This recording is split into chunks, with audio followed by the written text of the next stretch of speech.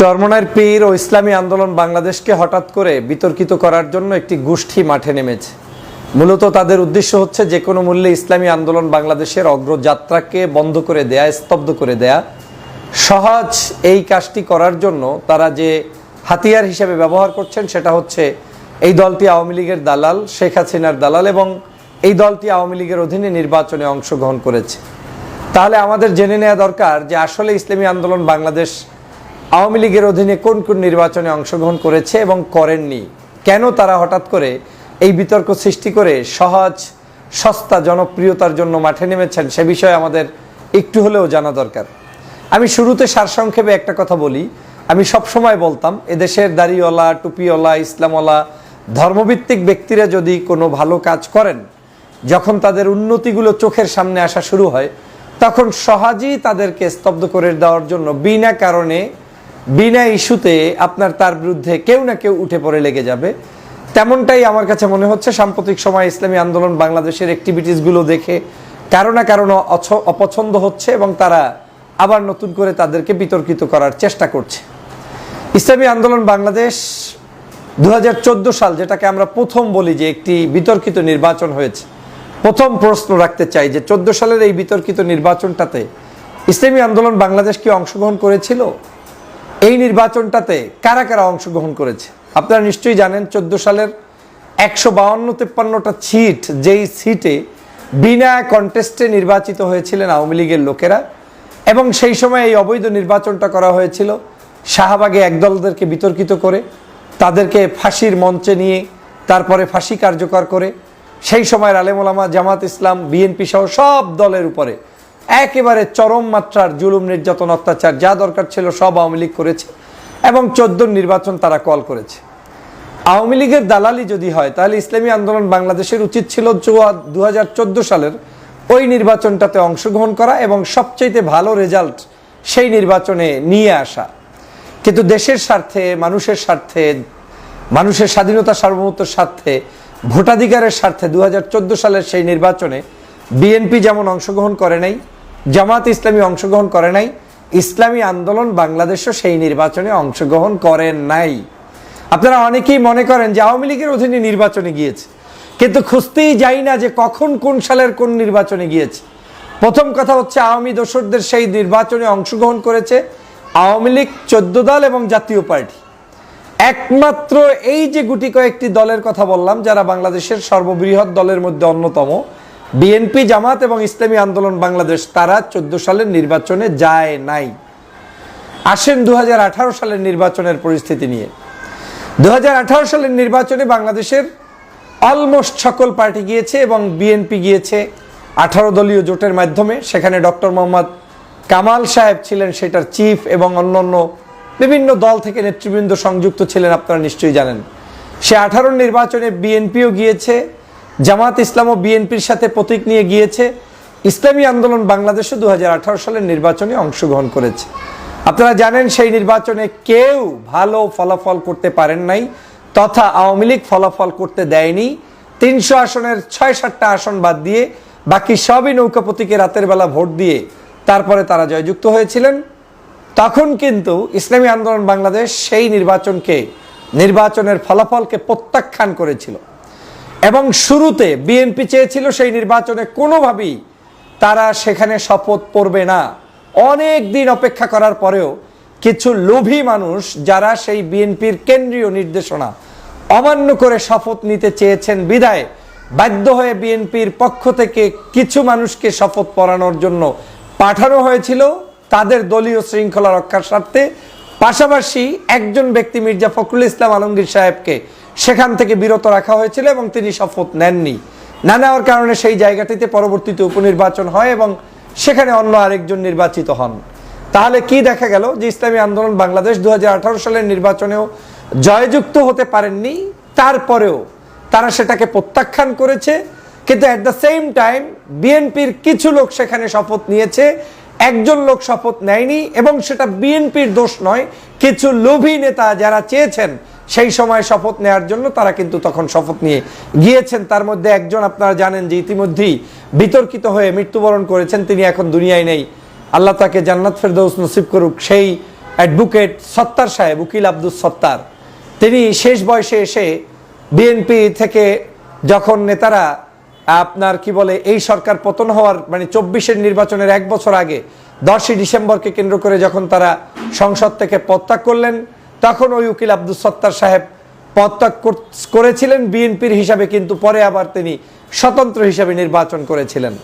তাহলে সেখানেও ইসলামী আন্দোলন বাংলাদেশের কোনো ধরনের কারো প্রতি আপোষকামিতা ছিল না। 2024 সালের নির্বাচন হয়েছে।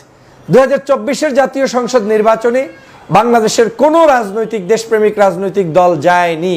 গিয়েছে কারা? সেই আগের মতো আওয়ামী লীগ 14 দল এবং সেই শেখ হাসিনার পাল্লক জাতীয় পার্টির এই সদস্যরা, এবং তারা দেশে বিদেশে বিভিন্ন জায়গা থেকে এসে বাংলাদেশে নির্বাচনের প্রাক্কালে বলেছিলেন যে ভারত থেকে আমি ঘুরে এসেছি, আমরা বলতে চাই না কি আলোচনা হয়েছে। তাহলে সেখান থেকেই বোঝা যায় যে আওয়ামী লীগ, জাতীয় পার্টি এবং আরো কিছু রাজনৈতিক দল, সেই 14 দল যারা ছিলেন শেখ হাসিনার সহযাত্রী, তারাই কিন্তু 2024-এর নির্বাচনে অংশগ্রহণ করেছেন। করেন নাই কে? করেন নাই ইসলামী আন্দোলন বাংলাদেশ, বিএনপি, জামাতে ইসলামী সহ দেশপ্রেমিক অনেক রাজনৈতিক দল, তারা কিন্তু সেখানে অংশগ্রহণ করেননি। তাহলে তাকে কেন আওয়ামী লীগের দোসর বানানোর জন্য চক্রান্ত হচ্ছে? বলা হচ্ছে তিনি নির্বাচনে অংশগ্রহণ করেছেন। তাহলে আমি আপনাদের কাছে জানতে চাই, নির্বাচনে অংশগ্রহণ যদি ইসলামী আন্দোলন করেই থাকে, তাহলে আমরা যাদের জন্য মেয়রের জন্য আন্দোলন করছি এখন, ফর এক্সাম্পল চট্টগ্রামের ডাক্তার শাহাদাত সাহেবের মেয়রের জন্য আন্দোলন, ঢাকা সিটি কর্পোরেশনে আমাদের প্রিয় ভাই এরশাদ ভাইয়ের জন্য আন্দোলন, এরকম করে বিভিন্ন সিটি কর্পোরেশন নির্বাচনগুলোতে তাদের সেই সকল ব্যক্তিদের মেয়র হওয়ার জন্য আমরা আন্দোলন করছি, সংগ্রাম করছি। তাহলে তারা মেয়র কি 2014 সালের নির্বাচনের আগে নির্বাচিত হয়েছিলেন, নাকি তারা 2018, 14 এবং এই 24-এর আগের যে কোনো মেয়র ইলেকশনে তারা নির্বাচনে অংশগ্রহণ করেছিলেন? যদি তাই হয়, তাহলে বাংলাদেশের সকল রাজনৈতিক দল থেকেই কখনো কারো দলীয় সিদ্ধান্তের আলোকে 2-1টি নির্বাচনে তারা যায়নি, আবার কখনো তারা দলীয় সিদ্ধান্ত শিথিল রেখেছে, কেউ নির্বাচনে গিয়েছে, আবার কখনো কখনো দলের নাম নিয়ে সরাসরি অংশগ্রহণের সুযোগ ছিল, সেখানে তারা অংশগ্রহণ করেছে। যেমন বিএনপির নারায়ণগঞ্জ সিটি কর্পোরেশন নির্বাচনের ক্ষেত্রে নির্বাচন থেকে ফেরত আসার কথা ছিল, কিন্তু সেখানে তৈমুর আলম খন্দকার সাহেব নির্বাচনে অংশগ্রহণ করেছিলেন, তখন কিন্তু তাকে বহিষ্কারও করা হয়েছে। একই জায়গায় অন্য আরেক সিটি কর্পোরেশনে কোনো একটি সময়ে দেখা গিয়েছে যে না, ওই স্থানীয় নির্বাচনের প্রেক্ষাপট বিবেচনায় Dhaka city corporation, Chittagong city কর্পোরেশনে বিএনপির নেতৃবৃন্দ অংশগ্রহণ করবেন, এটা দল মত নির্বিশেষে বিভিন্ন মানুষরা চেয়েছেন, তারা কিন্তু অংশগ্রহণ করেছেন। তাহলে যদি তারা সেই অংশগ্রহণটা করতে পারে, ইসলামী আন্দোলন বাংলাদেশের নেতাকর্মী সেখানে অংশগ্রহণ করতে পারবে না, এই যৌক্তিকতাকে আমি মেনে নেই না। তবে ইসলামী আন্দোলন বাংলাদেশ সর্বশেষ যে বরিশাল সিটি কর্পোরেশন নির্বাচন সহ বিভিন্ন জায়গায় নির্বাচন হয়েছিল, সে কারণে কিন্তু তখন তারা আলোচিত হয়েছিল, সমালোচিত হয়েছিল। তখনকার সময় অনেক মানুষ এটাকে পক্ষে বিপক্ষে মতামত দিয়েছিলেন। এজন্য 24-এর নির্বাচনের ঠিক আগ মুহূর্তে এই নির্বাচনটাকে কোনোভাবে অনেকেই মেনে নিতে পারেনি।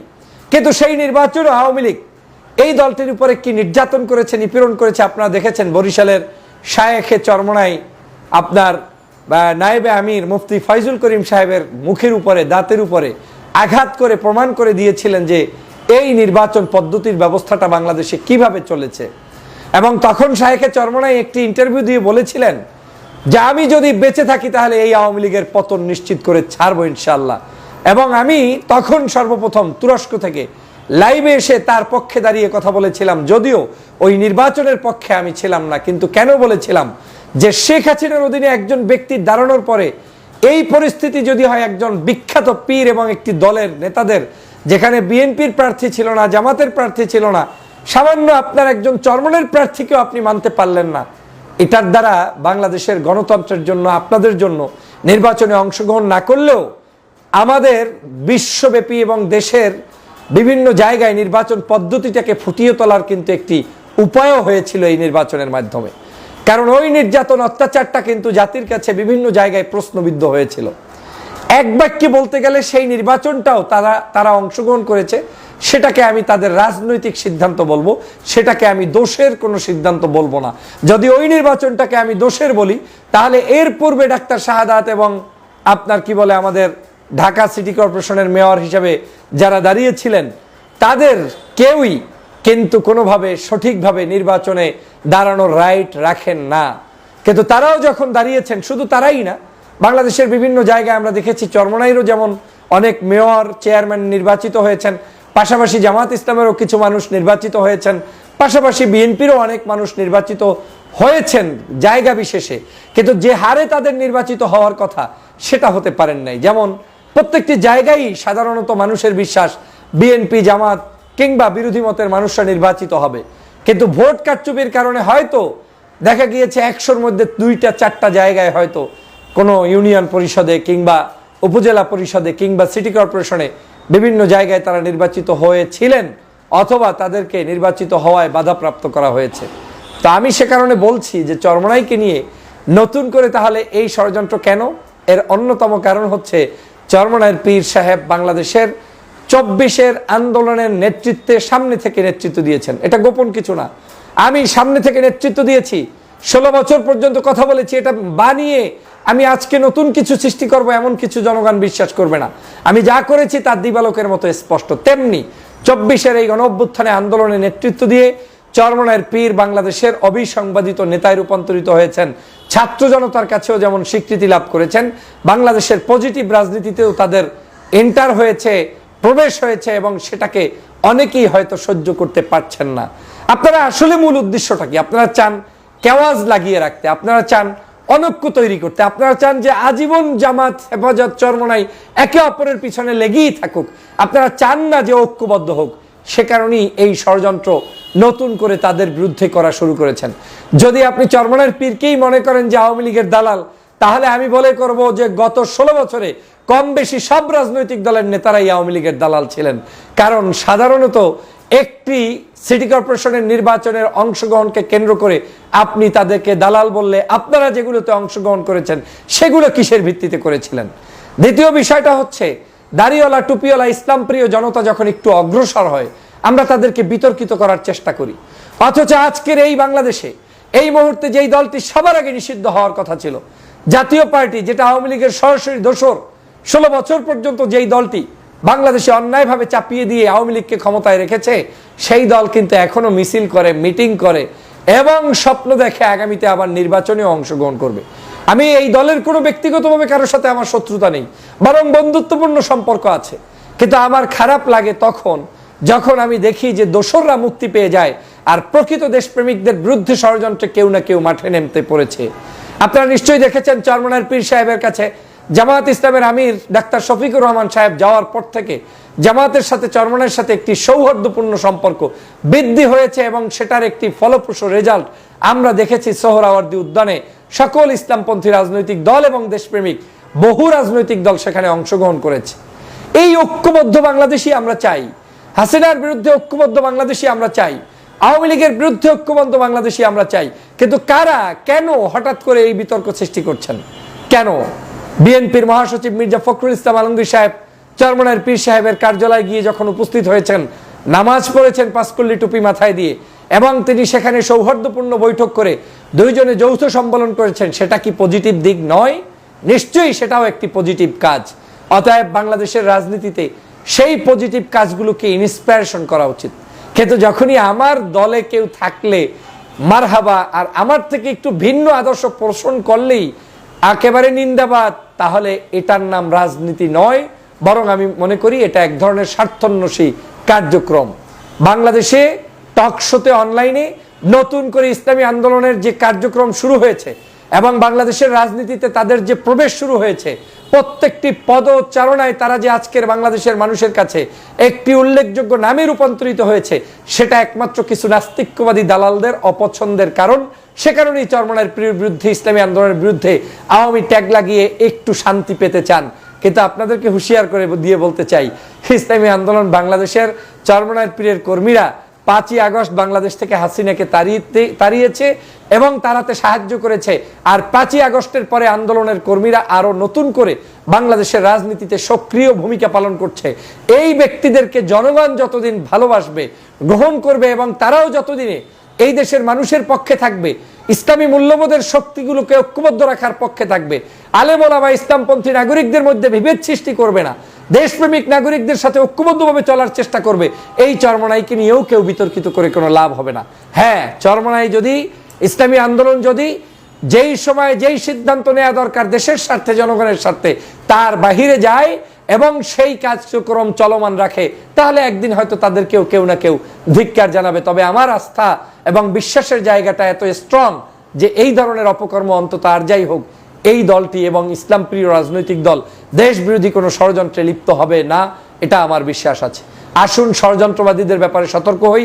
আমরা বাংলাদেশে যে মতের হই, যে দলের হই, যে আদর্শের হই, সকল রাজনৈতিক জায়গাগুলোতে আমাদের এই সকল দেশপ্রেমিক রাজনীতিবিদদেরকে স্পেস তৈরি করে দেই। আল্লাহ পাক তৌফিক দান করুক, আমিন। আসসালামু আলাইকুম ওয়া রাহমাতুল্লাহি ওয়া বারাকাতুহু।